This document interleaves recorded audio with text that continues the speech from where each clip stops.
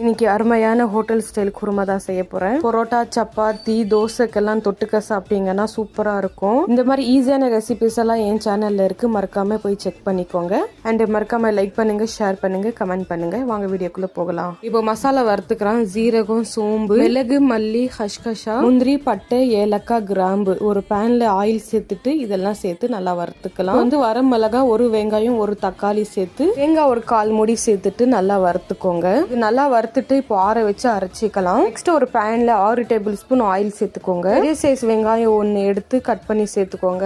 வெங்காயம் கலர் மாறின பிறகு 1 டேபிள் ஸ்பூன் இஞ்சி பூண்டு பேஸ்ட் சேர்த்து பச்சை வாசனை போற வரைக்கும் வதக்கிக்கோங்க. ஒரு தக்காளி குட்டியா கட் பண்ணி சேர்த்துக்கோங்க. கொஞ்சமா மஞ்சள் தூள் சேர்த்து அதுவும் நல்லா வதக்கிக்கோங்க. இப்போ அரைச்சி வச்ச பேஸ்ட் இதுக்குள்ள சேர்த்துட்டு 1 டம்ளர் தண்ணி சேர்த்துருங்க. சால்ட், புதினா சேர்த்துட்டு நல்லா கொதிக்க வச்சிடுங்க.